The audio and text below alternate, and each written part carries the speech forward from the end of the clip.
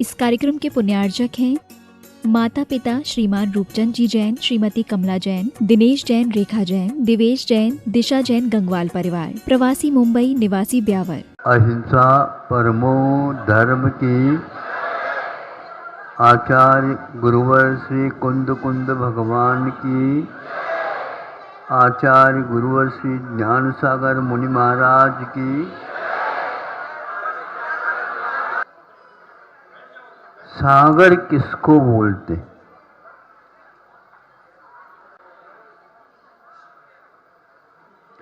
जहाँ पर बड़ी बड़ी नदियाँ गंगा, सिंधु, ब्रह्मपुत्र, जमुना आदि आदि, ये बड़ी बड़ी नदियाँ बोलते हैं, जिसमें जहाज भी चलते हैं।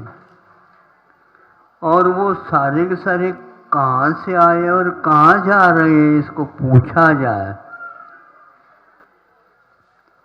वो सारे के सारे पर्वत से गिरती हुई आई और अपने पात्र को बढ़ाती बढ़ाती चली गई। उसमें कई और छोटी छोटी नदियाँ मिलती गई और सबके साथ वह परिवार नदियों को लेकर के गंगा, सिंधु आदि समुद्र में चले गए।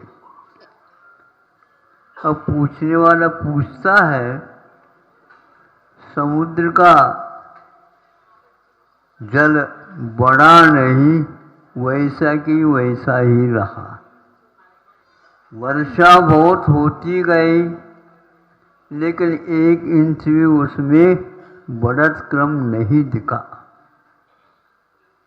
कितने भी आ जाए तो भी वह उतना ही रहता है। और भी एक उदाहरण है, अग्नि में ईंधन कितने भी आप डालते जाओ, बस अब बंद कर दो, ऐसा कभी भी अग्नि नहीं कहती। उसमें ईंधन डालते जाओ और वह उद्दीप्त हो करके आसमान को लपटे उसकी छूती रहती। फिर भी अग्नि में किसी प्रकार की तृप्ति नहीं हुई। अब सागरोपमायु तक, 33 सागर तक केवल उनके यहाँ और कुछ भी नहीं मिलता अमृत के सिवाय, और वह एक बूंद भी नहीं, बहुत कम कंठ से झरता है। और उनको अब प्यास और भूख कितने दिन तक नहीं लगती? जितने सागर हैं उतने ही पक्ष बराबर। वह 33 सागर है तो 33 पक्ष तक। सांस भी ऐसा ही है, एक बार श्वासोच्छ्वास लिया जाता है, यहाँ पर ऑक्सीजन हमेशा हमेशा लगा करके रोगियों की सेवा की जाती है। वहाँ पर कुछ नहीं, किंतु वर्षों के बाद भूख प्यास और पक्षों के बाद श्वासोच्छ्वास आदि चलते हैं। 33 सागर बहुत बड़ा काम है। एक सागर की बात हमने कह दी, वहाँ पर ऐसे बड़े बड़े 33 सागर है। कितने भी खाए, कितने भी पिए, भूख तो लगती नहीं, बीमारी है ही नहीं उनमें। फिर भी वहाँ से निकले तो नीचे और कुछ मिल जाए, यहाँ पर आकर के जन्म ले लेते, तृप्ति नहीं हुई। अब ये उदाहरण इसलिए हमने दिया, आप अपने ऊपर सोच लो, कितने भी खाएं, कितने भी पिए, सुबह खाएं, 10-11 बजे पूरा भूख लगाएं, 10-12 बजे खाएं, शाम को अंतव के लिए बुलाते हैं कि नहीं देख लो, रात हो गई, रात्रि भोजन का त्याग है। भैया रात बहुत बड़ी लगती है, लाइट लगा दो, है वो हेलोजन और कर लो। ये सब क्या है? एक करने के उपरांत भी एक दिन भी एक बार का भोजन भी नहीं मिलता है तो क्या होती? इसके बारे में आप लोग सोच लो, थोड़े बहुत तो सोचा करो। लगातार विषय के अलावा आज जो हुआ कल भी वही होगा, सुबह जो हुआ शाम को भी वही होगा, कोई अंतर नहीं पड़ रहा। और वह पेट है क्या समुद्र की खाई है? क्या?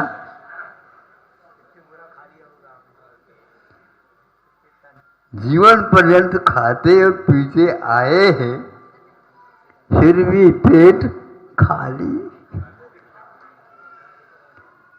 मन का तो एक ऐसा हिसाब किताब है, सब लोगों को कह दो दर्शन कर, हाँ दर्शन कर ले, दर्शन कर ले, सबको दर्शन करवाओ, करवाओ।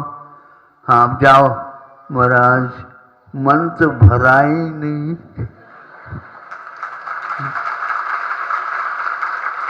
अब क्या करे बता?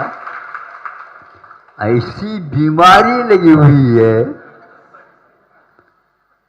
इस बीमारी का क्या इलाज है?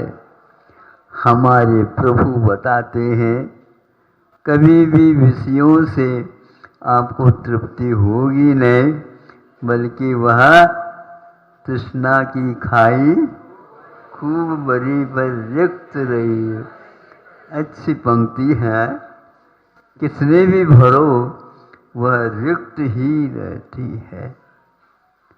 इसलिए पंचेंद्र के विषयों के ऊपर जो आप लोगों को मन बार बार रुचि के लिए वहीं पर चला जाता है, उन ज्ञानी पुरुषों ने हमें बताया इससे कभी भी आपको शांति नहीं होगी। एक उदाहरण भूल गया था कि आप मंथन करते हैं, दही खा तो उसमें से नवनीत निकलता है ना? अब ये बात करो, पंचेंद्र के विषयों से सुख मिलता है क्या? नहीं। पानी का मंथन करो तो क्या होगा? नहीं, कुछ लग तो रहा, आ तो रहा है, और वह फेन है, वह झाग है। कितने भी आप मंथन करते जाओ, वह जिस प्रकार मक्खन नहीं देता, उसी प्रकार पंचेंद्र के विषयों का भोग कितने भी करो, आपको उससे कुछ मिलने वाला नहीं है। कोई भी व्यक्ति कितनी भी ढूंढो, किंतु फिर भी वहीं पर पुनः चला जाता है। नहीं भी चाहे तो नरकों में छूट नहीं है, नरकों में जाएगा ही, तिरंज गति में भी जाएगा ही। नहीं चाहते हुए भी स्वर्गों में भी कई लोगों को पूर्व जीवन का वैराग याद आता है, श्रद्धा और मजबूत कर लेते हैं, किंतु वहाँ से छुट्टी नहीं मिलती। जेल में बंद हो जाए कोई, उसको उसके ऊपर जेलर वगैरह सोचते हैं इसका इतना कट कर दिया जाए, बंद कम कर दिया जाए सजा, किंतु स्वर्गों में कभी भी वहाँ से पहला नहीं आ सकते। वहाँ अकाल मरण नहीं है, किसी के ऊपर किसी का अधिकार नहीं है। ये सब देख करके ऐसा लगता है यह भ्रम छोड़ दो। इसके लिए क्या क्या करना पड़ता, विषय और कषायों को प्राप्त करने के लिए ये अज्ञान है। चतुस्संज्ञा जरातुरा, ये ग्रंथ में मंगलाचरण में कहा है कि कौन घर में रहता है जिनके लिए बुखार हमेशा चढ़ा हुआ रहता है। चतुस्संज्ञा, आहार निद्रा भय मैथुन, यह 4 संज्ञा जिनकी छूटती ही नहीं है, उसका नाम गृहस्थ कहलाता है।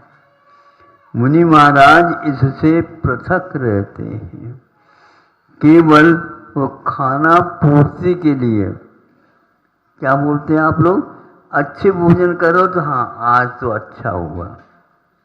कभी कभी भैया खाना पूर्ति की जाती, किसी भी प्रकार से खाओ दे लो, ऐसे मत दो भैया, अच्छे ढंग देना हो तो अच्छे ढंग से दो। अच्छे ढंग से दे करके भी हमने देख लिया और खाना पूर्ति करा करके भी देख लिया, आपको तो कोई संतुष्टि ही नहीं है। इसलिए घर में रहते हुए कभी भी संतुष्टि, बोलो ना, नहीं है। पुनः घर जाने वाले हैं आप लोग। कहलवाने से कह देते हो, ऊपर ऊपर ही कह देते हो, भीतर से नहीं जाना चाहता है, फिर भी कर्म उसे जैसे चोर को कोतवाल ले जाता है जेल की ओर, उसी प्रकार आप लोगों को भी ऐसे कर्म किए हैं, नहीं भी जाना चाहें तो भी जाना पड़ता है। और यहाँ पर आप लोग आना पड़ा है क्या आ गए हैं?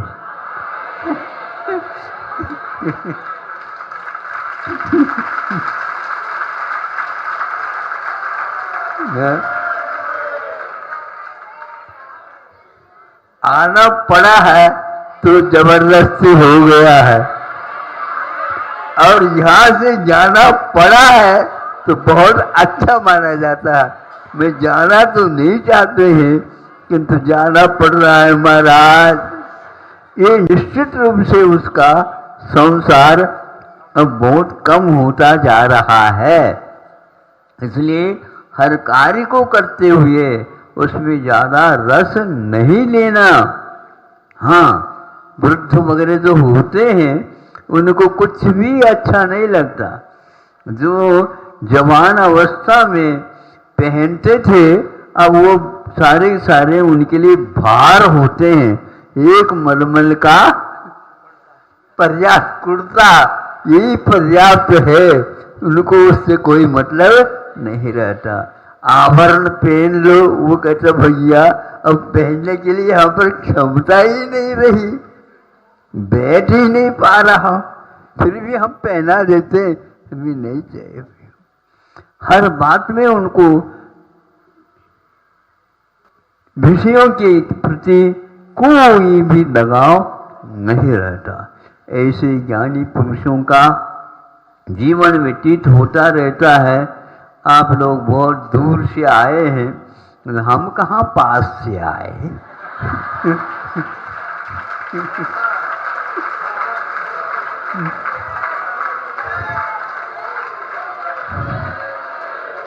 बोलो, हम कहाँ पास से आए, कब से आ रहे हैं और कब तक जाना है। ये भगवान ये छूट जाए, जैसे वेदी में भगवान बैठे हैं ऐसे ही हमारे लिए भी एक वेदी मिल जाए।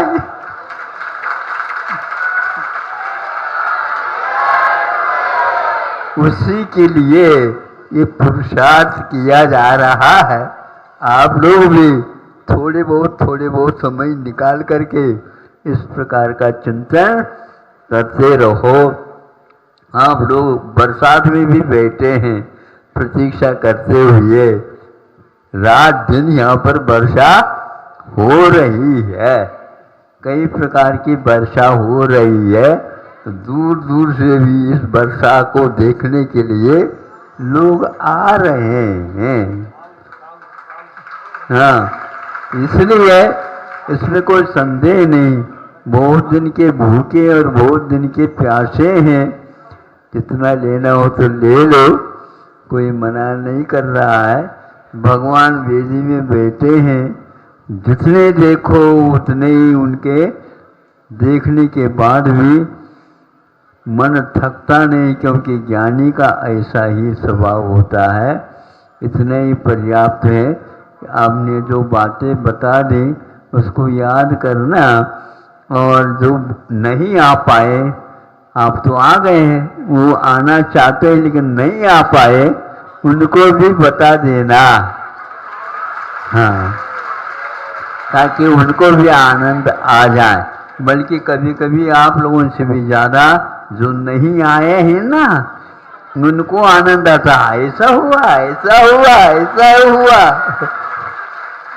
कुछ और बातें बता दो, महाराज जी ने बहुत बातें बताते। हाँ हाँ, याद कर रहा हूँ, याद कर रहा हूँ। तो ऐसी याद मत करो, हमें आकर के बहुत अच्छे बताया करो। 4 महीने जाते हो तो 4 महीने तक लगातार हमें भी बताते रहना। ऐसे कई लोग दूर में रह करके भी पास रहते हैं, और कई लोग पास में रह करके ऐसा परमो धर्म की। ओम नमः सिद्धेभ्यः, ओम नमः सिद्धेभ्यः, ओम नमः सिद्धेभ्यः। अहिंसा परमो धर्म की। आचार्य गुरुवर श्री कुंद कुंद भगवान की। आचार्य गुरुवर श्री ज्ञान सागर महाराज की। बड़ी वस्तु को जो डाली है वो तो बहुत जल्दी डूबना चाहिए, और छोटी वस्तु को जो डाली है वह धीरे धीरे डूबेगी। किंतु हुआ ऐसा है, छोटी जो वस्तु जो कंकर के रूप में थी वो तो डूब जाती है, और जो हजारों किलो की लकड़ी थी वह तैर गई। बस हम लोगों की हाल यही है। अब इसको अच्छे ढंग से सुन लो। लकड़ी बहुत बड़ी है और भार भी उसका बहुत है, और कंकर बहुत छोटी है और उसका भार भी बहुत कम है, लेकिन डालते ही डूब गए। आप डूबना चाहते हैं क्या तैरना चाहते हैं? अच्छा, बहुत जल्दी आप लोगों ने चुनाव कर ली। लेकिन यदि आप तैरना चाहते हैं तो भार की ओर मत देखो, उस भार वाली वस्तु में क्या संरचना है जो इतना भार वाली हो करके भी नहीं डूबी, और कंकर में ऐसी कौन सी रचना है जो भार कम होते हुए भी वो एकदम डूब गए। आप लोगों में भी इसी प्रकार जिसके पास परिग्रह बहुत है, इसलिए उस भार बहुत हो गया तो डूबना चाहिए। आचार्य कहते हैं इसका कोई नियम नहीं है, और हमारे पास बहुत कम है, इसलिए इनको डूबना ही नहीं चाहिए, लेकिन वह बहुत जल्दी डूब जाता है। जिसके पास कषाय हैं, उन परिग्रहों के प्रति मूर्छा है, वह बड़ी वस्तु हो या छोटी वस्तु हो निश्चित रूप से डूब जाता है। और जिसके पास राग द्वेष आदि कषाय परिग्रह भाव नहीं है वह तैरता रहता है। इसलिए आप अपने आप को बड़ी छोटी की कल्पना न करके हमारा उसके प्रति कितना आकर्षण है, कितना हमारा मोह है, इसलिए परिग्रह यह एक पाप नहीं, ये पांचों पापों को कराने वाला है। और आप परिग्रह को बढ़ाने में लगे हैं। अब हम आपको क्या समझाएं? फिर भी आप समझना चाहते हैं तो समझा सकते हैं, लेकिन आपको समझ में यह बात नहीं आती है। महाराज ऐसे आशीर्वाद दे दो, 3-4 शाखाएं दुकान की हैं और वो बढ़ती चली जाए। इतना लेकर के क्या स्वर्ग ले जाओगे क्या? स्वर्ग में इतनी संपदा है, इस संपदा का उसका मूल्य क्या वहां पर? इसीलिए चक्रवर्ती कभी दुकान नहीं खोलता, न खेती बाड़ी करता है, न और कोई ब्याज का धंधा ही करता है, कुछ भी नहीं करता। और उनके पास 18 करोड़ घोड़े हैं, 84 लाख हाथी हैं, 9 निधियां हैं, 14 रत्न हैं और 96,000 क्या है? रानियां हैं। एक रानी अथवा एक के साथ आप लोगों की शादी हो जाती है, खटक पटक चालू हो जाता है। ये 96,000 रानियों के साथ विवाह होने के उपरांत भी वो मुक्ति पा जाते हैं। इसमें क्या राज है? कर्म के उदय में फल मिलता है। राग द्वेष करना ये हमारे हाथ की बात है नहीं है। तो एक व्यक्ति के लिए जितना पुरुषार्थ करना पड़ता है और उसको परिश्रम भी करना पड़ता है, उसमें जो उसको थकावट होए तो चक्रवर्ती के लिए कितना होए बताओ? बहुत होना चाहिए। अंतर मुहूर्त में बैठ गए, सब कुछ परिग्रहों को जो ग्रहण किया था उनके प्रति स्वामित्व को निकाल दिया। अंतर मुहूर्त में उन्हें केवल ज्ञान हो गया। इसलिए आपके पास जो कोई भी कर्म के उदय से फल मिला है और अभी और पुरुषार्थ भी करना है, क्योंकि आपकी भूमिका है चक्रवर्ती की भूमिका में और आपके जीवन जीने की भूमिका में बहुत अंतर है। इसलिए वृत्ति को निश्चल्यो कहा है। वृत्तियों को शल्य से रहित कहते हैं। और जिनके पैर में यदि कोई कांटा गड़ गया तो वह क्या करेगा? दोनों पैर हैं लेकिन लंगड़ाता हुआ चलेगा और एक एक पैर रखते समय उसको वेदना भी होती है। हम चाहते हैं कर्म के ऊपर भरोसा रख करके आप लोग चक्रवर्ती जैसी भावना भावो, ताकि वहाँ कुछ लोग स्वर्ग भी जाते हैं और कुछ नरक भी जाते हैं चक्रवर्ती, किंतु कुछ मुक्त हो जाते हैं। इससे स्पष्ट होता है जो नरक जाता चक्रवर्ती होकर के, उसका राग, उसके द्वेष, उसके परिग्रह में बहुत ही गंभीरता है, वह एकदम पिघलता नहीं है। इसलिए सप्तम नरक में भी चक्रवर्ती होकर के इतना सारा धन अपार होकर के भी उसकी लोभ लिप्सा कम नहीं हुई, इस कारण उसको नरक जाना पड़ा। बहुआरंभ परिग्रहत्वम नारकश्चायुष बहुत परिग्रह और बहुत आरंभ करने से निश्चित रूप से नरकायु का बंध होता है। इसलिए आप अलगाव रखो, लगाव नहीं।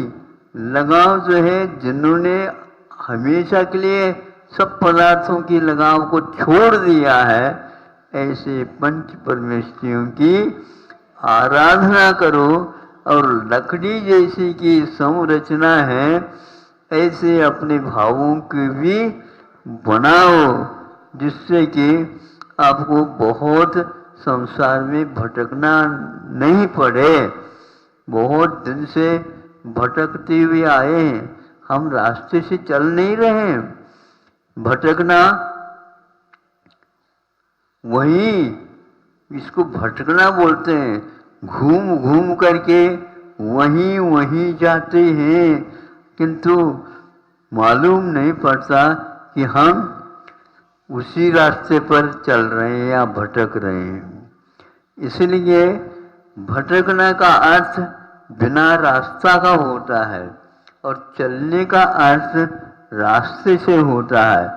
आप रास्ते से चलेंगे, सीधे पहुंच जाओगे, और यदि नहीं चाहोगे, इधर उधर की बातें करोगे, तो भटकना तो है, अटकना तो है। अब कब तक भटकोगे? बहुत सारे हमारे साथी हैं महाराज, हम उनके साथ, मैं अकेले थोड़ी भटक रहा हूं, बहुत सारे हैं, तो उनके साथ भटकते जाओ। पागल होता है, समझता है ये सब लोग पागल हैं, और आप समझते हैं उसको पागल। आप बताओ, आप उनको पागल क्यों कह रहे हैं? वो बोलता ही नहीं, वो किसी की ओर देखता नहीं, वो हंसता है और न रोता है, न ही वस्त्रों के बारे में विशेष छानबीन करता है। भोजन मिल जाए तो खा लेता है, नहीं मिले तो रहता है।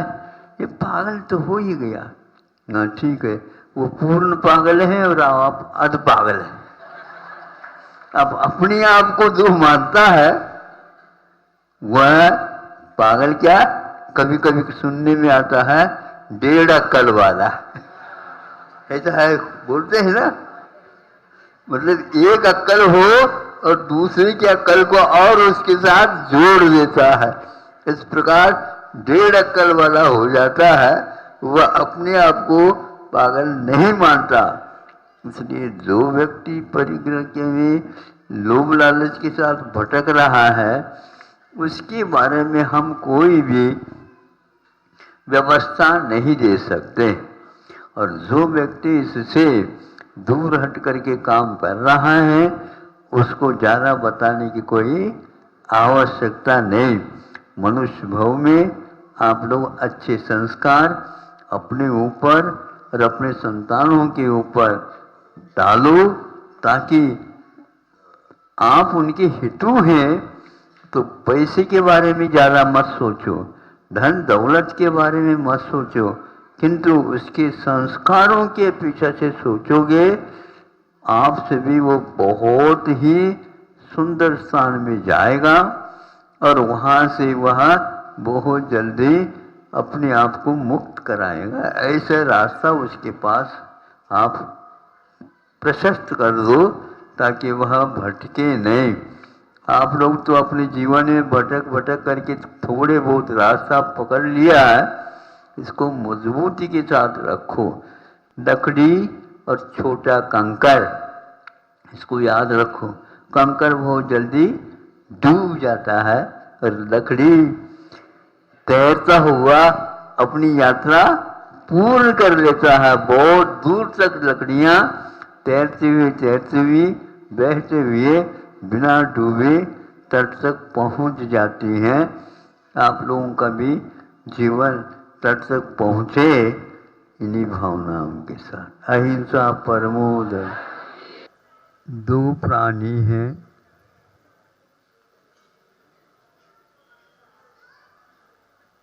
और उनमें भेद भिन्नता है। अज्ञान के कारण एक शुभ की ओर प्रवृत्ति करता है, अशुभ की ओर प्रवृत्ति करता है, और एक श्रद्धा अथवा ज्ञान होने से शुभ की ओर प्रवृत्ति करता है। दोनों जीव एक परिवार के हैं मान लो, अथवा और कोई जीव जंतु मान लो, ऐसा भेद क्यों होता है?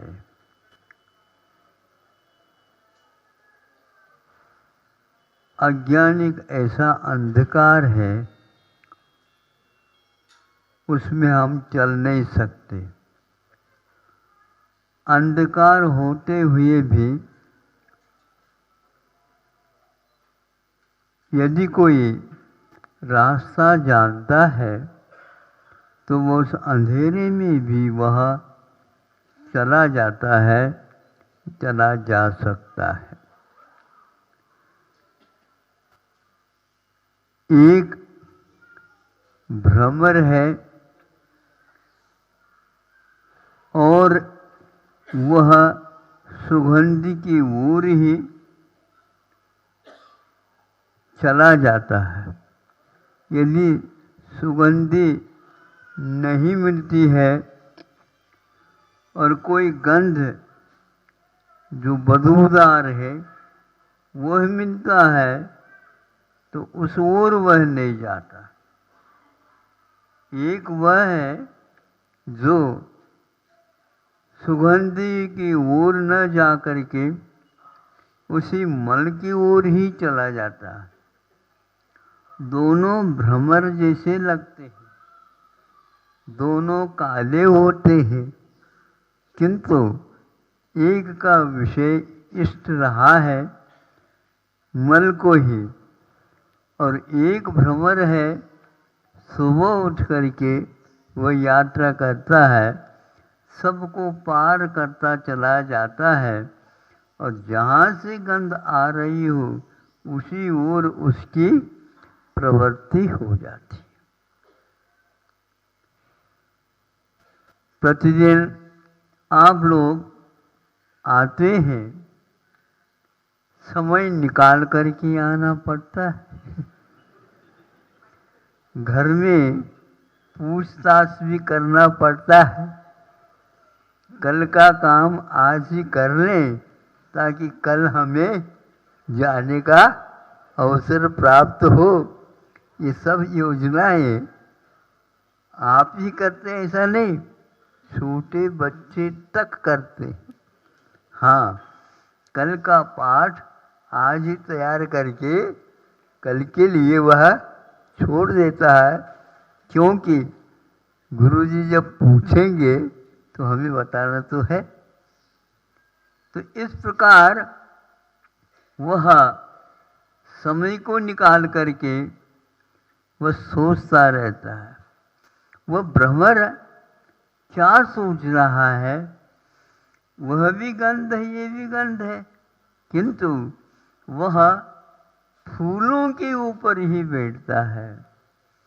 फलों के जो फल अच्छे सुगंधित है उसी के ऊपर बैठ रहा है, बल्कि वह बैठता भी नहीं, किंतु उसके ऊपर मंडराता हुआ, गुनगुन संगीत सुनाता हुआ, कभी कभी थोड़ा सा धक्का लगता है तो वह फूल हिलने लग जाता है। देखा कभी आप लोगों ने दृश्य? बहुत सारे नाटक तो देखते हो आप लोग। इस प्रकार के विषय को यदि हम विषय बनाते हैं, है तो वह चौरेंद्रीय, भ्रमर भी चौरेंद्रीय है और वह भी चौरेंद्रीय है, किंतु एक की वृत्ति इस प्रकार सुगंधि की ओर चला जाता।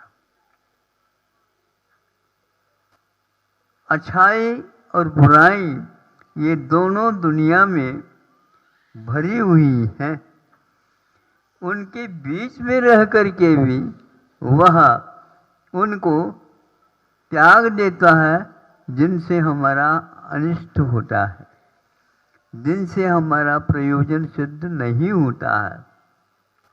तो भ्रमर में और उसको क्या बोलते हैं, मल को ले जाता, गुरमिला, गुरमिला। ऐसा आप लोगों के महाराष्ट्र में के उसका नाम क्या है पता नहीं? गूंगा, मूंगा, मूंगा, हाँ ठीक ठीक ठीक, गूंगा, हाँ। चलते तो ऐसे ही है, लेकिन वह बार बार बार बार उस गोली को वह छूट जाता है तो पुनः उसको पकड़ लेता है, पुनः ले जाता है। गोबर की 3 इंद्रिय 4 इंद्रिय होते हैं, पंख भी होते हैं इनको। तो इनको प्रशिक्षण कहाँ से मिला है, ये हमें सोचना है। कई लोग शिक्षा की बात करते हैं, सुन रहे हो आप लोग? सुन रहे हैं? कैसे सुन रहे हैं? कानों से, एक कान से सुन करके एक कान से छोड़ दे। एक कान में आवाज आती है, दूसरे कान में भी आ जाती, उसको केवल सुनना नहीं किंतु उसको अपने जीवन में उतारना है। तो मैं ये सोचता हूँ इन दोनों उन कीड़ों में ये शिक्षण कहाँ से मिला है। पूर्व जीवन में जो किए थे उन कर्मों के कारण यह पर्याय मिली है, किंतु पूर्व में कुछ अच्छा भी किया होगा जो विकास हो रहा उसका। आप लोग विकास नहीं, विकसित हो करके यहाँ पर आए हो मनुष्य पर्याय में। आपने क्या किया? अरे उन्होंने क्या किया, उन्होंने दुकान भी नहीं खोली, वो भी नहीं किया, उन्होंने खेती बाड़ी भी नहीं की, उन्होंने वो भी नहीं किया, आदि आदि। दूसरे के लिए जो आप पूछते हो, यही मात्र जीवन के लक्ष्य नहीं हुआ करते।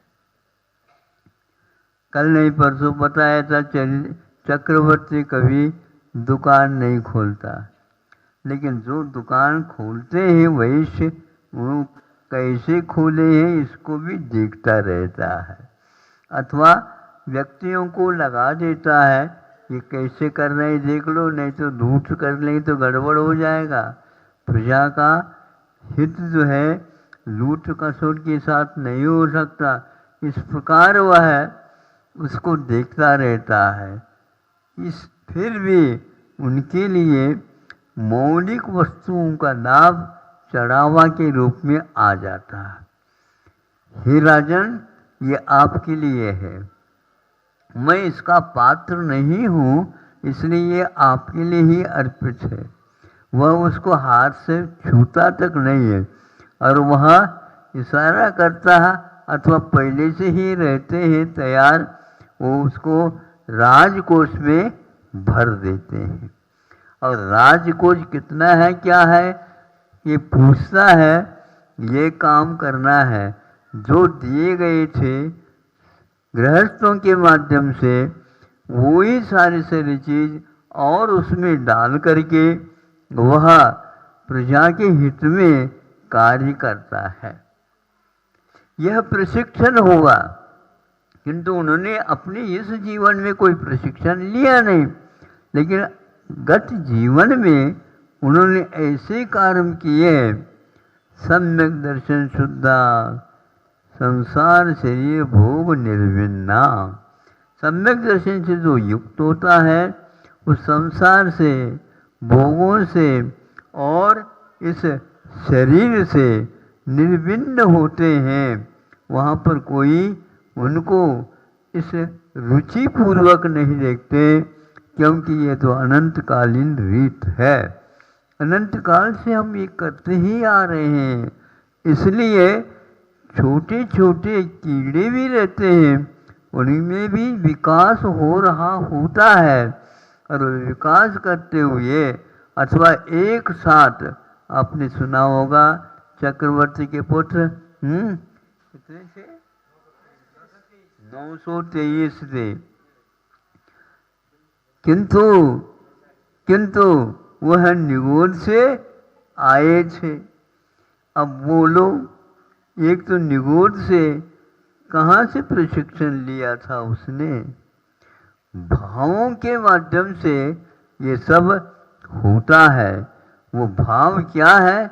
बहुत आरंभ और बहुत परिग्रह, ये नरक के लिए कारण होता है। तो उन्होंने बहुत आरंभ बहुत परिग्रह की इच्छा न करते हुए संतोष धारण किया होगा, और निगोद में कैसा संतोष? आप लोगों को यह समझ में नहीं आएगा, किंतु गर्भस्थ शिशु में भी यह विवेक जागृत होता रहता है। विवेक से, ये समझने से या शास्त्रों के अध्ययन करने से, गुरुओं से सुनने से ये सब कुछ ज्ञात होता है भावों के माध्यम से।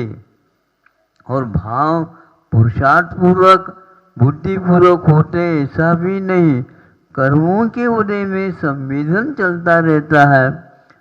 कर्म फल चेतना इसको शास्त्रों में कहा है। कर्मों के उदय में उनके फलों की संवेदना अनुभूति होती है।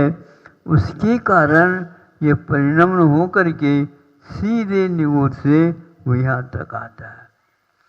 तो उसके अनुसार ही उनको विषय भी मिलते हैं। तो विषय मिलते हैं तो कैसे मिलते हैं? तो यह है एक गोबर में जाने वाला और एक सुगंधी को ढूंढने वाला। उपवास कर सकता है वो, किंतु गोबर के उस ढेर के ऊपर वह भ्रमर नहीं बैठेगा। समझे? हाँ, ये विवेक हो गया। किंतु यह घुंघरू घुरीला क्या करता है? वो कहीं भी चले जा।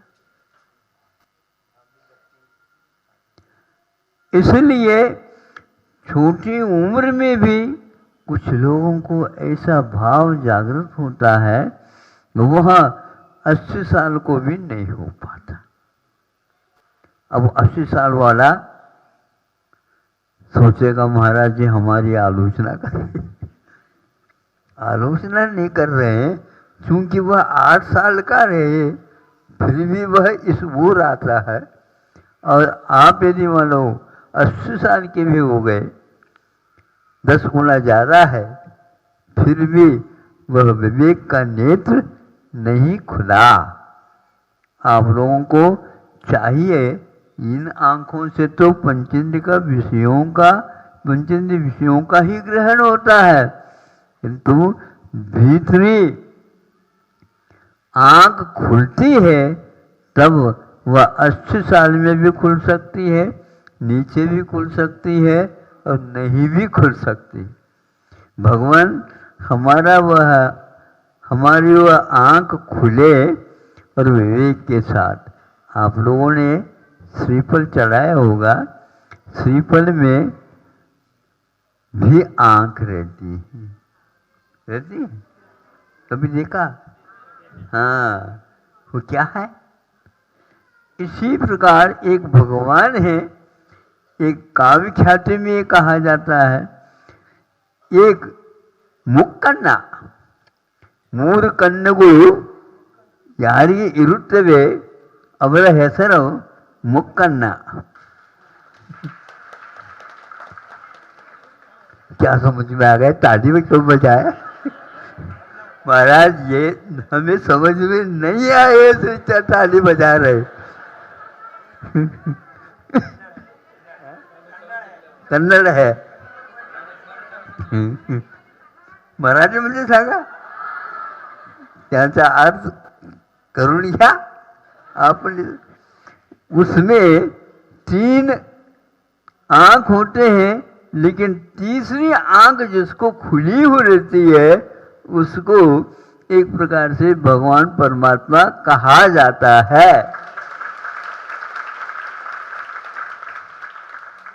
तो आपको 2 आंख तो भाई, अब तीसरी आंख के ऊपर भी चश्मा लगाना चाहिए। यदि नहीं दिख रहा है तो नंबर देख लो।